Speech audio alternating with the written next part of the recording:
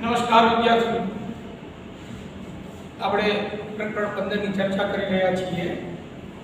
ગયા લેક્ચરમાં આપણે ઓઝોન વાયુનું નિર્માણ, ઓઝોન વિશે ચર્ચા કરી હતી. ઓઝોનને વિઘટન કેવી રીતે થાય છે અત્યારે હાલના સંજોગોમાં એની પણ આપણે ચર્ચા કરી હતી. બીજું, રેફ્રિજરેટર, ફ્રીજ, હાલમાં જે કંપનીઓ આખા વિશ્વમાં એક એવો નિર્ણય લેવામાં આવ્યો છે કે જે રેફ્રિજરેટર બનાવતી કંપની છે એ કંપનીઓએ એક નિયમ પ્રમાણે સીએફસી જે ક્લોરોફ્લોરોકાર્બન છે એ મુક્ત ફ્રીજ બનાવે આવો એક નિર્ણય લેવામાં આવ્યો છે, જેના કારણે આપણે વાયુમય પ્રદૂષણ વધારે ફેલાય છે અને એના કારણે ઓઝોનમાં ગંધ પડી રહ્યા છે, ઓઝોનમાં છિદ્રો પડ્યા છે. તો એ ઓઝોન સ્તર અને તે કેવી રીતે વિઘટન પામે છે એની ચર્ચા કરી હતી. ટૂંકમાં આપણે આપણી પ્રવૃત્તિઓ પર્યાવરણને કેવી રીતે અસર પહોંચાડી શકે છે એની બે બાબતો આપણે ધ્યાનમાં લીધી હતી. એક ઓઝોન સ્તર કેવી રીતે વિઘટન પામે છે અને બીજું આપણા દ્વારા નિર્માણ પામતા કચરાનું પ્રબંધન.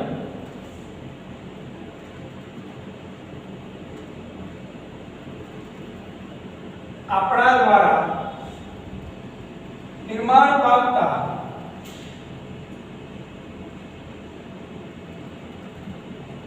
કચરાનું પ્રબંધન.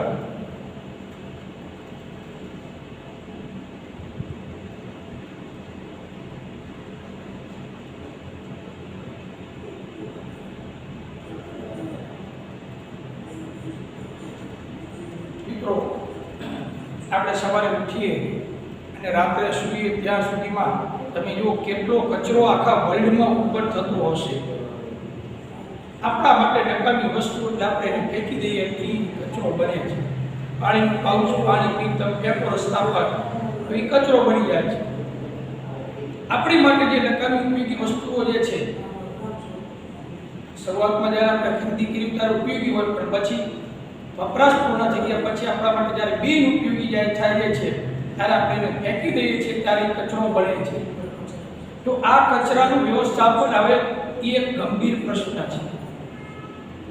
અમદાવાદ ગયા છો? હા, તો અમદાવાદ તમે જે લોકો ગયા હશો અને નરોડા બાજુ તમે મારો ને એટલે અહીંયા ચોટીલાના ડુંગર જેવો ડુંગર આવે છે. સિટીમાં નીકળો ડાયરેક્ટ, બરાબર, અમદાવાદમાં કોઈ નરોડા બાજુ તમે આવો એટલે અહીંયા જશોદાનગરની નિકાલ ચોટીલાના ડુંગર જેવો ડુંગર આવે છે. એ શું છે તમને ખબર છે? એ અમદાવાદની મ્યુનિસિપાલિટી દ્વારા અમદાવાદનો જે કચરો નીકળે છે એ બધો એક જગ્યાએ ફેંકવામાં આવે છે.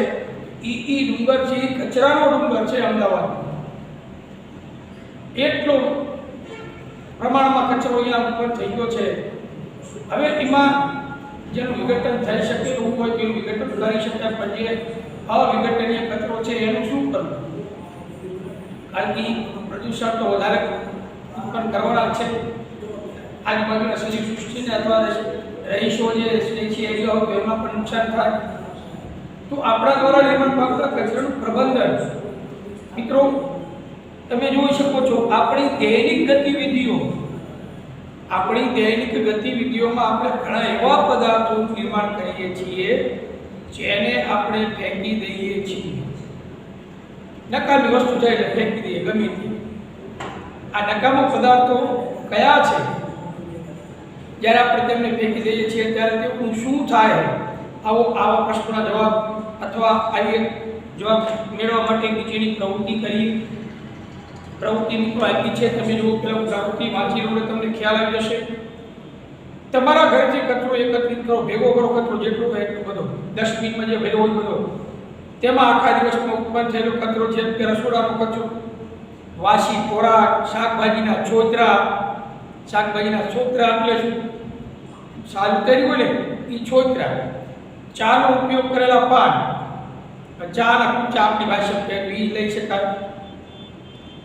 દૂધની ખાલી થેલીઓ, અમૂલની કે કોથળી લાવી દૂધ વાપરતા હોય તો એ કોથળી વધી હોય કચરો છે. ખાલી ડબ્બા વિજાવ તો ખાલી ડબ્બા, નકામાં કોઈ કાગળ, દવાની ખાલી શીશી. પહેલાં તો કાચની આવતી દવાની ઉધરસની બોટલો નહીં, હવે તો એ પ્લાસ્ટિકની બોટલો આવે છે. પણ એ ખાલી શીશી આપણા માટે તો નકામી હોય છે. કોઈ એવા પતરા જે નકામા હોય આપણા પતરા, બબલ પેક, ફુગા જે હોય મિત્રો એના પેક જે આવતા હોય પેકેટ એવા, એ નકામા. જૂના ફાટેલા કપડાં, જૂના ફાટેલા કપડાં, આવો શબ્દ આપ્યો છે. હવે આ જૂના ફાટેલા કપડાં એટલે મિત્રો આજથી 30 વર્ષ પહેલાની વાત છે. આ કારણ કે અત્યારે દુકાનેથી ફાટેલા કપડાં મળે હવે. કારણ કે તમે ખરીદી કરવા જાઓ પેન્ટ ને તમે જો ફેશનના નામે અને 2000 રૂપિયાના પેન્ટ હોય, તમે જુઓ ડીશનથી ફાટતા હોય. પહેલાં તો એ ફાટી જતા ફેંકી દેતા, અત્યારે તો દુકાનમાંથી જ લઈને આવવાના. એટલે એ ફેશન આવી ગઈ હવે તો જૂના ફાટેલા કપડાં, તૂટેલા જૂતા, બૂટ ચપ્પલ તૂટી ગયો તો આ બધું કચરામાં આવી જાય. તેને તમારે શું કરવું ખબર? આ બધો કચરો ભેગો કરી અને સ્કૂલે લઈ જવાનું. ક્યાં લઈ જવાનું? સ્કૂલે. ને સ્કૂલનું ગ્રાઉન્ડ હોય તો એના ગ્રાઉન્ડમાં ખાડો કરી નાખી દેવાનો. તો એને શાળાના બગીચામાં એક ખાડો કરીને દબાવી આવું કીધું હોય. હું નથી કહેતો, આમાં આપણે એવું કીધું હોય કે આ બધો કચરો ક્યાં લઈ જવાનો છે? શાળાની અંદર. શાળાનું જે ગ્રાઉન્ડ હોય, બગીચો હોય, બગીચામાં એક ખાડો કરી અને તમારી દફન કરી દેવાનો છે. તો એ ખાડો કરીને તમારે દાબી દેવાનો આ બધો કચરો. પછી 1 મહિના સુધી રોજ પાણી પાવાનું, રોજ પાણી પાવાનું. એટલે ઉગે તમે જુઓ સાહેબ ને થતું કચરાનું ઝાડ થશે નહીં. પણ એ તમે રોજ પાણી અંદર નાખશો એટલે શું થશે? જે કચરો આપણે દાટી દીધો છે એ 1 મહિનો 1.5 મહિના સુધી એ ભેજના કારણે એમાં કોહવાણ થશે. પછી 1-2 મહિને કચરો ખાડો ફરી વખત બહાર કાઢો. અને તમે એવું નિરીક્ષણ કરો કે તમે જેટલા જે કચરોની લિસ્ટ તમારી પાસે છે, હા, એમાં કયો કચરો હળી ગયો, આપણી ભાષા શેનું કોહવાણ થયું, કયો કચરો હળી ગયો એમ, અને કયો કચરો સળતો નથી. એટલે જે કચરોનું કોહવાણ થયું હશે એ હળી ગયો કહેવાય. જે કચરો એમને એમ રહ્યો છે એટલે જેમ વિઘટન જ નથી થયું એ અવિઘટનીય આટકો છે. એટલે એ લાંબા સમય સુધી હળતા નથી, જે પ્રદૂષણના સ્ત્રોત બને છે. તો આ બધા કચરાને તમે દબાવી દો, ખાડો કરી. જો એવું સ્થાન પ્રાપ્ત ન હોય તો આ કચરાને કોઈ જૂની ડોલમાં અથવા કુંડામાં પણ તમે એકત્રિત કરીને 15 સેન્ટીમીટર જાડી માટીના સ્તરથી ઢાંકી દેવાનું. ખાડો ન હોય તો ડોલમાં એમાં લઈ અને ઉપર આટલી તમારે 15 સેમીની માટીનો થર કરવાનો. 15 સેન્ટીમીટર જેવો માટીનો થર કરી અને દાટી દેવાનો. પછી એને પાણીનો છંટકાવ કરીને ભીનું રાખવાનું. 15 દિવસ પછી તેનું અવલોકન કરો તે કયા પદાર્થો છે જે લાંબા સમય પછી અપરિવર્તિત રહ્યા છે, તે કયા પદાર્થ છે જેમાં સ્વરૂપે સરળતામાં પરિવર્તન આવ્યું છે. જે પદાર્થોના સ્વરૂપમાં સમયની સાથે પરિવર્તન આવે છે તે પૈકી કયા પદાર્થો છે કે જે વધુ ઝડપથી પરિવર્તિત થાય છે. મતલબ કયા પદાર્થો એટલે કે કયા પદાર્થોનું કોહવાણ થયું છે અને કયા પદાર્થોનું કોહવાણ નથી થયું એમ બરાબર 15-20 દિવસ પછી તમારી ચકાસણી કરી શકો. તો અહીંયા આજે તમે જોયું ખાડામાં નાખેલા જે પદાર્થો છે એ લાંબા સમય પછી પણ અપરિવર્તિત રહે છે. આપણે તો વિચારીએ બધા જ નહીં, લાંબા સમય પછી પણ અપરિવર્તિત રહે એવા પદાર્થોમાં કયા કયા હશે? તો કે દવાની શીશી એ નહીં હેડી હોય, દવાની શીશી, પછી એમના ઢાંકણા, દૂધની કોથળી પ્લાસ્ટિકની આવે ને એટલે હળે નહીં મિત્રો. પછી કોઈ એવા પતરા હોય, દવાની સ્ટ્રીપ એટલે ગોળીઓ આપણે ખાઈ ગયા હોય એના જે આવે ને 10-10 ટીકડનું પેકેટ આપી પતરા એવા અને ક્લિપ્સ કહેવાય. તો એ સ્ટ્રીપ્સ એ પણ નહીં હેડા હોય, બબલ પેક હોય તો એ પણ પ્લાસ્ટિકના તૂટેલા જૂતા, ચંપલા, એ મિત્રો અપરિવર્તિત થતા નથી. હવે કયા પદાર્થોના સ્વરૂપને શરતનામાં લાંબા સમય પછી પરિવર્તન થાય છે? તો અમુક પદાર્થો આપણે એવા પણ છે જેમ કે વાસી ખોરાક, એ શું થયું હશે? એ હળી ગયો હશે, એનું પોવાણ થયું હશે. પછી શાકભાજીના છોતરા, એ હળી જાય ન હળે? હા, એ સડી જશે, પોવાણ થઈ જશે. પછી ઉપયોગમાં લીધેલી ચાના પાન, કેરીની ભૂકી, એટલે ચા વાપરો હોય, ચાના કૂચા ભેજો હોય, ચા ગળે પી ગયા, એટલે ચાના કૂચા તમે નાખી દો, જમીનમાં નાખી દો, એ શું થાય? કોવાય, એટલે એ વિઘટન થઈ જશે. ખાલી ખોખા એક પ્રકારનું તો કાગળ સ્વરૂપ જ કહેવાય, એટલે જે ઝડપથી હળી જાય છે એકામાં કાગળ, તો એની મિત્રો કોવાળ થઈ જાય છે. ફાટેલા કપડા મિત્રો તો કોટનમાંથી બને, કપાસમાંથી, એટલે એનું પણ લગભગ વિઘટન થઈ જાય છે. ફાટેલા ચામડાના જૂતા હોય, એ પણ મિત્રો વિઘટન થશે.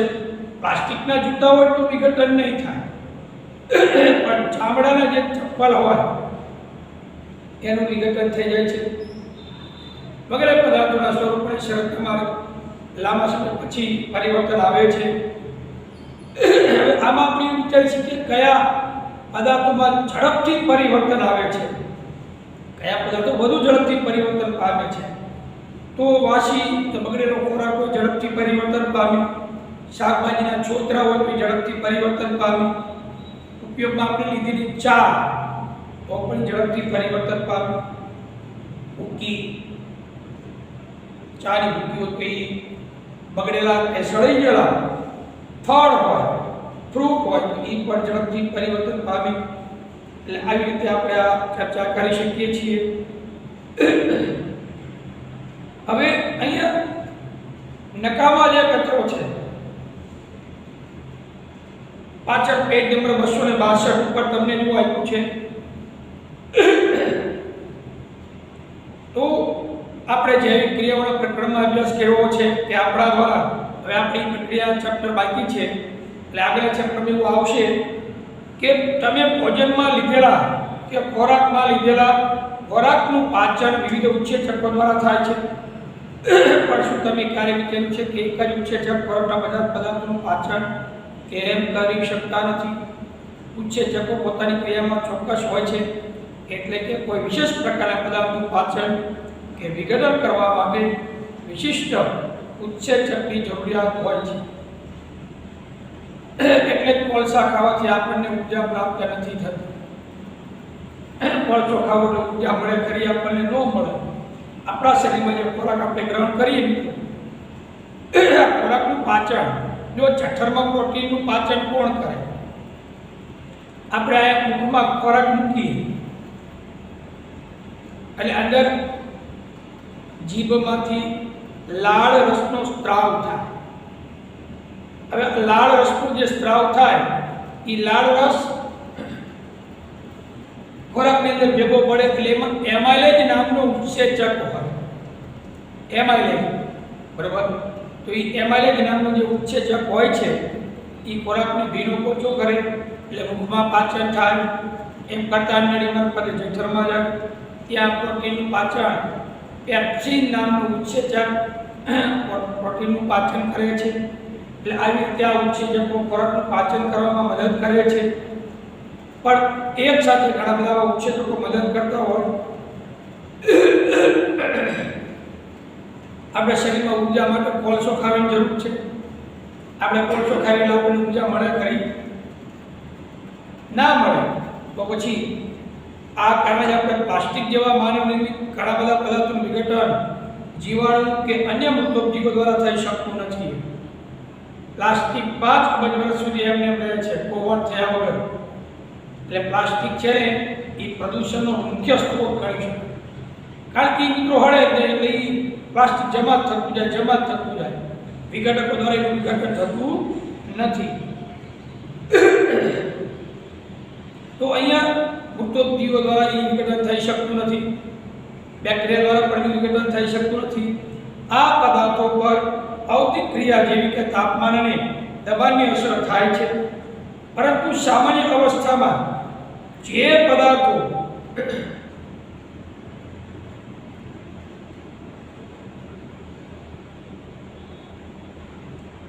લાંબા સમય સુધી પર્યાવરણમાં અવિઘટિત સ્વરૂપે ટકી રહે છે, પ્લાસ્ટિક, પોલિમર. अब जो 5 અબજ વર્ષ સુધી પ્લાસ્ટિક હળતું નથી, લાંબો સમય ટકી રહે છે, એનું કોવાણ થતું નથી. હવે જે પદાર્થો જૈવિક ક્રિયા દ્વારા વિઘટિત થતા હોય એને શું કહેવાય? ટીક કરી લો. તેઓને જૈવ વિઘટનીય પદાર્થો કહે છે. ઉપરની પ્રવૃત્તિમાં તમારા દ્વારા ખાડામાં દાટેલા પદાર્થોમાંથી કેટલા પદાર્થો જૈવ વિઘટનીય છે એની નોંધ કરો. જે પદાર્થો જૈવ ક્રિયામાં વિઘટન પામતા નથી તેવા પદાર્થોને જૈવ અવિઘટનીય પદાર્થો કહે છે. આ પદાર્થો સામાન્યતઃ અવિઘટનીય હોવાથી અને આ દરમિયાન અને લાંબા સમય સુધી મિત્રો પર્યાવરણમાં શું થાય છે? એ ટકી રહે છે, તેનું કોવાણ થતું નથી. આ દરમિયાન પર્યાવરણના અન્ય સભ્યોને પણ નુકસાન પહોંચાડે, કારણ કે જે વિઘટન નથી થતું એટલે પ્રદૂષણના મુખ્ય સ્ત્રોત બને છે, એટલે પ્રદૂષણ ફેલાવે છે, જેના કારણે આપણે પ્રદૂષણનો સામનો કરવા મળે. હવે જો વિઘટનીય પદાર્થ હોય તો વિઘટન થઈ જાય, પણ જે અવિઘટનીય પદાર્થો છે લાંબા સમય સુધી પર્યાવરણમાં રહે છે એટલે પ્રદૂષણના સ્ત્રોત બને છે. તમે કોઈ એવા પુસ્તકાલય અથવા ઇન્ટરનેટ દ્વારા જૈવ વિઘટનીય તેમજ જૈવ અવિઘટનીય પદાર્થોના વિષયમાં વધારે જાણકારી મેળવી શકો છો. જૈવ અવિઘટનીય પદાર્થો કેટલા સમય સુધી પર્યાવરણમાં એ જ સ્વરૂપમાં રહી શકે છે એની પર તમે માહિતી મેળવી શકો. આજકાલ તમે જુઓ જૈવ વિઘટનીય પ્લાસ્ટિક મળી રહે છે, મળે છે. ડેસ્ટ્રોન નામનું પ્લાસ્ટિક, ડેસ્ટ્રોન આપણે કેપ્સ્યુલ જે ખાઈએ છીએ મિત્રો પ્લાસ્ટિકની હોય, પણ અંદર ખાઈ જઈએ ઓગળી જાય અને વિઘટન થાય. એટલે જૈવ વિઘટનીય પ્લાસ્ટિક છે, બરાબર. ડેસ્ટ્રોન નામનું જે પોલિમર પદાર્થ છે એ કેપ્સ્યુલ બનાવટમાં વપરાય છે. તો એ આવા પદાર્થોના વિષયમાં વધારે જાણકારી તમે મેળવી શકો, ઇન્ટરનેટનો ઉપયોગ કરી શકો, એવું શોધી કાઢો કે શું તેની પર્યાવરણ પર નુકસાનકારક અસર થાય કે નહીં. આ બધી માહિતીનો ઉપયોગ તમે મોબાઈલ દ્વારા નેટના ઉપયોગથી માહિતી પ્રાપ્ત કરી શકો છો. તો અહીંયા આ કચરાની જે આપણે વાત કરી છે, તો એમાંથી એક પ્રશ્ન આપણે એવો તારવી શકીએ મિત્રો, નકામા કચરાના પ્રકાર વર્ણવો. આવો એક પ્રશ્ન આપણે તારવી શકીએ.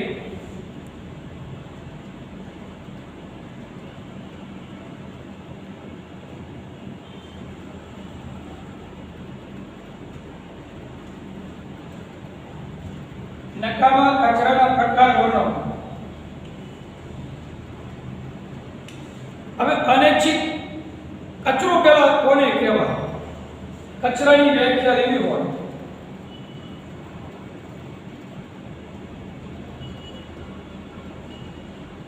કચરો એટલે આપણા માટે બિનઉપયોગી, અનૈચ્છિક.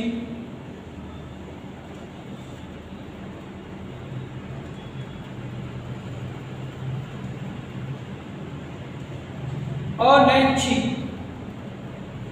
બિનઉપયોગી.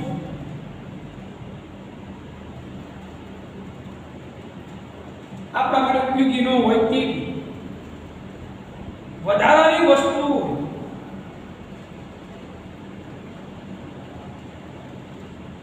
વધારાની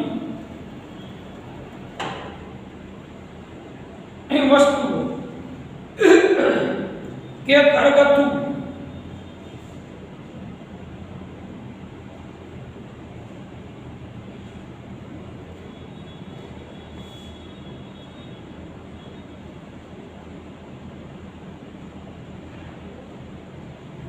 ઘરગથ્થુ એટલે ઘરમાં તે મિત્રો નકામી, ઘરગથ્થુ નકામી ચીજ વસ્તુઓને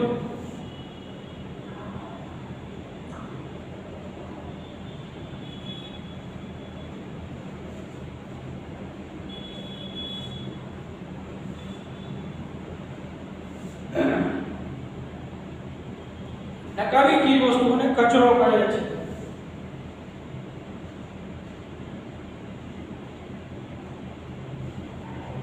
આ કચરાની વ્યાખ્યા છે. અનૈચ્છિક બિનઉપયોગી વધારાની વસ્તુઓ કે ઘરગથ્થુ નકામી ચીજ વસ્તુઓને કચરો કહેવાય. ઘરમાં આપણા માટે જે ઉપયોગી ન હોય એટલે કે બિનઉપયોગી હોય તેને શું કહેવાય? કચરો કહેવાય. બરોબર. હવે આગળ કચરાના સ્વરૂપના આધારે એને બે પ્રકારમાં વર્ગીકૃત કરી શકાય.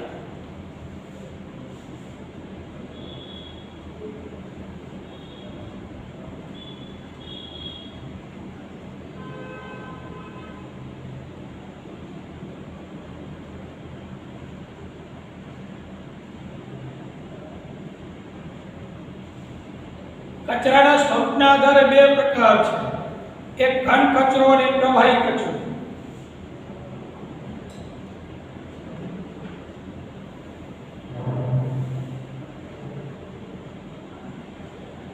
ઘન કચરો અને પ્રવાહી કચરો. હવે ઘન કચરો કોને કહેવાય? તો કે રહોડામાં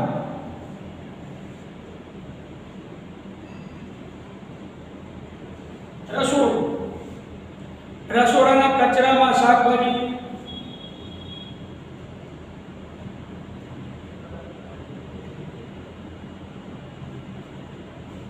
બરાબર, શાકભાજી, પછી ફળ,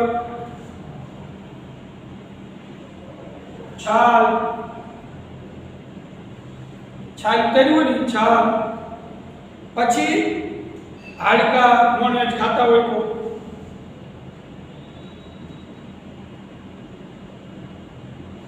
હાડકા વગેરે. હવે આ ઉપરાંત ધાતુ કચરો પણ હોય.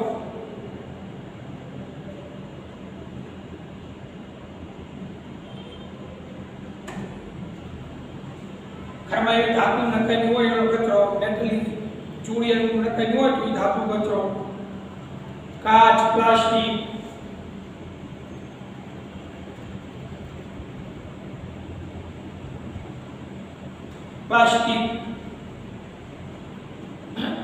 પોલિથીનનો પણ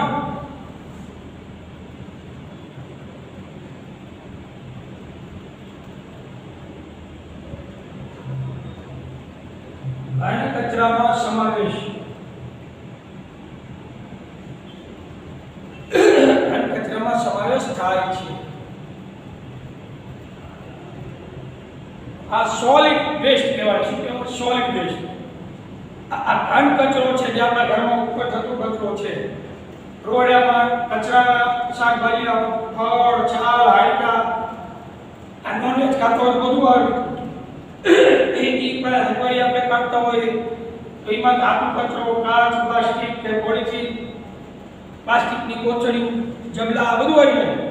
એ ઘન કચરો સોલિડ વેસ્ટ તરીકે ઓળખાય છે.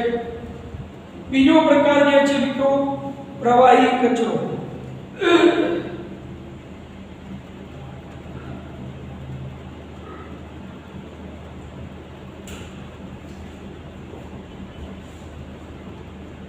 પ્રવાહી કચરો એટલે લિક્વિડ વેસ્ટ. તો પ્રવાહી કચરામાં ઘન કચરાની સરખામણીએ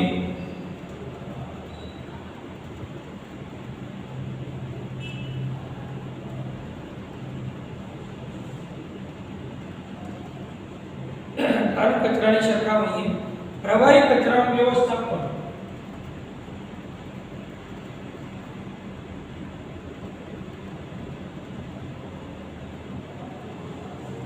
પ્રવાહી કચરાનું વ્યવસ્થાપન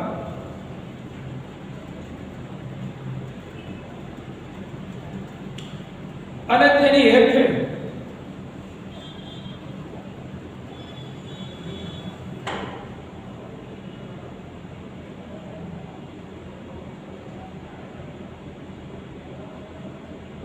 સરળતાથી થાય છે. જો આ બેમાં ડિફરન્સ શું છે? ઘન કચરો આ ઉપર જ્યારે તમે ઘરે ડસ્ટબિન હોય ડસ્ટબિનમાં નાખો, કોઈ એવા ડબ્બા ભરી તમે કચરો ભેગો કરો. હીરોય હવાઈમાં તમે જો ઘરના આપણા ઇસ્ત્રી સભ્યો હોય તો એ બધા ડબ્બો ઉપાડી ઘરની બહાર ચાલી જવું પડે તમારે, અથવા ઓલી ગાડી આવે સંગીતવાળી એટલે ખબર પડે કચરાની ગાડી આવી, ઘરે ઘરે કચરો લેવો આવે. પણ હજુ ગામડામાં કે આમ દૂરની સોસાયટી હોય ત્યાં ગાડી નથી આવતી, એટલે આમ સોસાયટીની બહાર કચરા પેટી મૂકી હોય, તો એ કચરા પેટી જે મૂકી હોય ને એટલે અહીંયા કચરો ફેંકવા જવું પડે છે. કારણ કે કચરાનું વ્યવસ્થાપન એવી રીતે થાય, તમારે કચરો ફેંકવા જવું પડે. જ્યારે પ્રવાહી કચરો જે છે અને કપડાં ધોવાનું પાણી, નાવા ધોવાનું પાણી આ બધું છે એ પાઇપલાઇન મારફતે, ગટર યોજના મારફતે, ગટર લાઈન દ્વારા ભોગાવામાં પાણી જતું રહે છે. તમારે એ પાણીને ફેંકવા જવું પડતું નથી, કારણ કે પ્રવાહી કચરો છે એ વ્યવસ્થાપન સરળતાથી થઈ શકે છે. ઘન કચરાની સાપેક્ષે પ્રવાહી કચરાનું વ્યવસ્થાપન સરળ, એકદમ વ્યવસ્થાપન વ્યવસ્થિત હોય છે, એટલે પ્રવાહી કચરાને આપણે ક્યાંય ફેંકવા જવું પડતું નથી.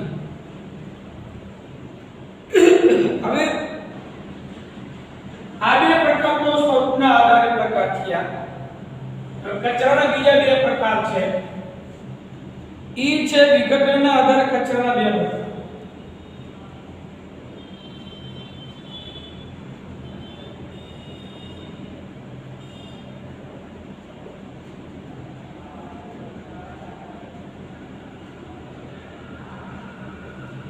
વિઘટનના આધારે પણ બે પ્રકાર છે. એમાં પહેલું જૈવ વિઘટનીય કચરો.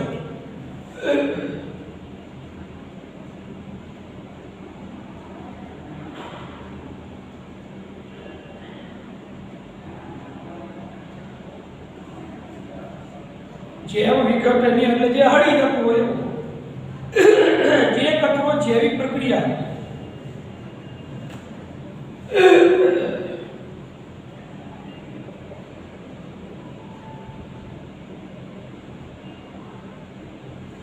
જૈવિક પ્રક્રિયા એટલે કે જીવાણુ,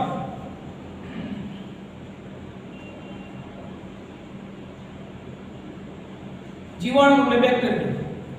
આ જીવાણુ કે મૃતોપજીવીઓ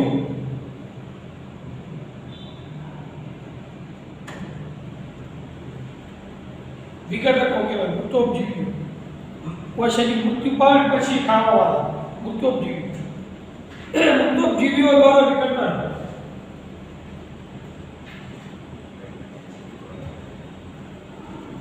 મૃતોપજીવીઓ દ્વારા વિઘટન કરી શકાય.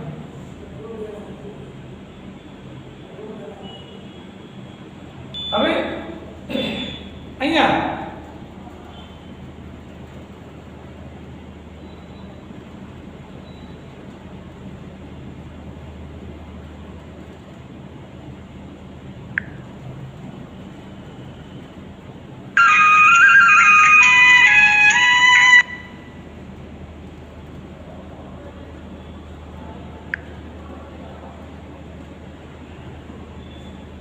બંધ કેવું થાય છે? બંધ કરવું પડશે યાર.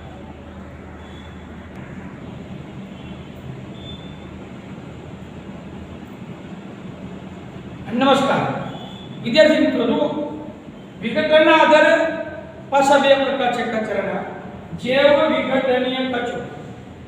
જે કચરો જૈવિક પ્રક્રિયા દ્વારા એટલે કે જીવાણુ કે બેક્ટેરિયા કે મૃતોપજીવીઓ જે હોય એના દ્વારા વિઘટન કરી શકાતા હોય તેને જૈવ વિઘટનીય કચરો કહેવાય. આપણી ભાષા કહીએ તો જે કચરો હળી જતો હોય એ જૈવ વિઘટનીય કચરો છે.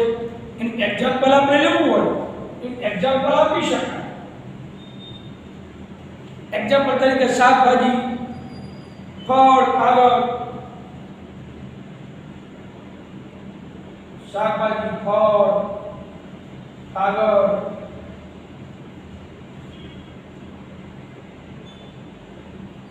વગેરે. અને બીજું જૈવ અવિઘટનીય કચરો.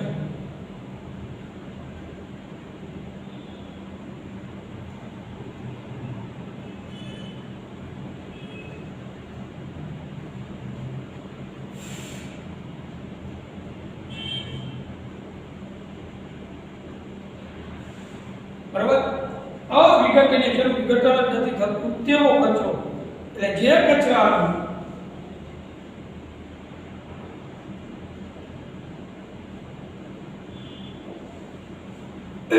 જૈવિક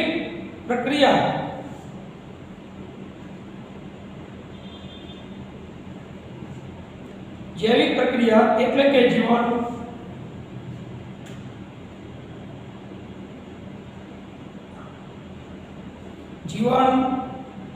કે મુક્તોપજીવીઓ દ્વારા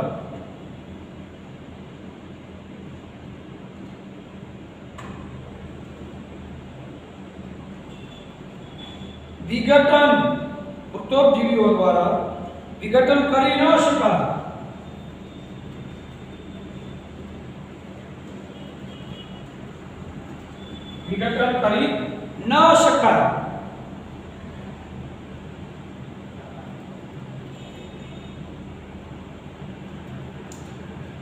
તેને જે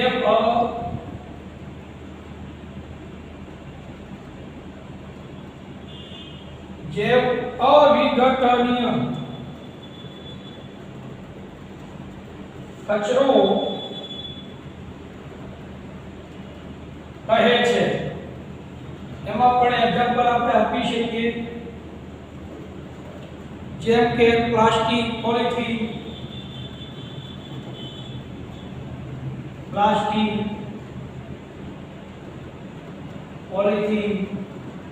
ધાતુ વગેરે જેનું વિઘટકો દ્વારા થતું નથી.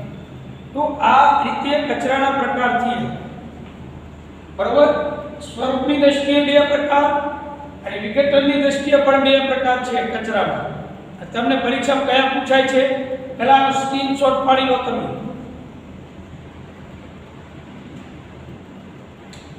ઓકે, હવે મેં તમને પીડીએફ મોકલાવી હશે, શૈલેષ સર તમને પીડીએફ મોકલાવી દીધી હશે. તો એ પીડીએફ ના આધારે મેં સમગ્ર સ્વાધ્યાય સહિતના પ્રશ્નોના જવાબ તમને મેં મોકલાવેલા છે. તો એ આખી પીડીએફ તમારે ફેસબુકમાં લખવાની છે, સંપૂર્ણ એક પ્રશ્નનો જવાબ કાપ્યા વગર. અને એ આપણે પછી હું તમને સહેજતા કરવા માટે મંગાવીશ. બરોબર, દરેકે લખવાના છે.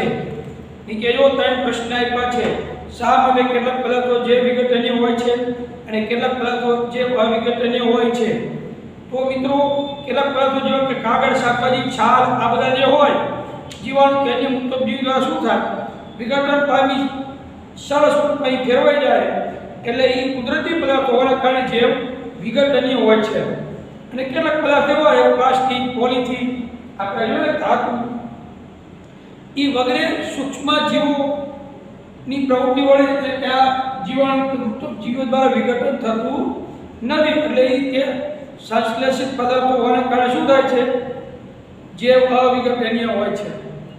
બીજો એક પ્રશ્ન એવો આપ્યો છે આપણને, એવી બે રીતો દર્શાવો જેમાં જૈવ વિઘટનીય પદાર્થો પર્યાવરણને પ્રભાવિત કરે છે. તો એક એવી પદ્ધતિ છે મિત્રો, જે વિઘટનીય પદાર્થો સૂક્ષ્મ જીવોની પ્રવૃત્તિ વડે વિઘટન પામી સરળ દ્રવ્યો પર્યાવરણમાં મુક્ત કરે. આ સરળ દ્રવ્યો અન્ય સજીવોના જીવનને ટકાવવા માટે ઉપયોગમાં આવે છે. બરાબર, એક એ પદ્ધતિ છે. એટલે વિઘટનની વાત છે. અને બીજું વિઘટન દરમિયાન મુક્ત થતા કેટલાક વાયુઓ વાતાવરણને શું કરે પ્રદૂષિત પણ કરે. એટલે આ પ્રભાવિત કરે છે પર્યાવરણને. અને બીજો એક ત્રીજો પ્રશ્ન આપ્યો છે, એવી બે રીતો દર્શાવો કે જેમાં જૈવ અવિઘટનીય પદાર્થો પર્યાવરણને પ્રભાવિત કરતા હોય. તો જે ખેડૂત છે એમને ખબર છે બરાબર, ખેતરમાં દવા છાંટતા હોય તો પેસ્ટિસાઇડ એટલે કે કીટનાશકોનો છંટકાવ કરતા હોય જેવા જે અવિઘટનીય પદાર્થો જ્યારે ભૂમિ જમીન ઉપર અને પાણીનું પ્રદૂષણ કરે છે તે સજીવમાં જૈવિક વિષાવરણને પ્રેરે છે. એક તો આ રીતે અસર થાય, પ્રભાવિત કરે. અને બીજી બાબત એવી છે કે જે અવિઘટનીય પદાર્થો જ્યારે નિવસન તંત્ર છે આપણા નિવસન તંત્રમાં એના કાર્યો જેવા કે આપણે ઉર્જા અને દ્રવ્ય જે છે એના વહનને અવરોધવાનું પણ કામ આ કરે છે. આ રીતે આ બે બાબતો આપેલી છે આ પ્રશ્નમાં. તો આપણા ઘરમાં જે કચરો ઉત્પન્ન થતો હોય એની આપણે સામે તમને પેજ નંબર 263 ઉપર બે પ્રવૃત્તિ આપી છે. આપણે જોઈ લઈએ એટલે ખ્યાલ આવે છે, બરોબર.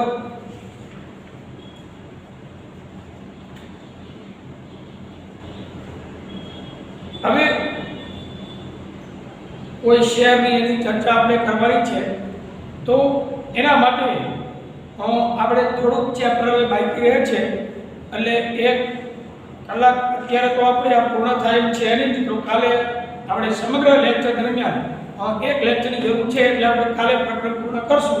આજે આપણે અહીંયા પૂર્ણ રાખીએ, બાકી રાખશું. નમસ્કાર.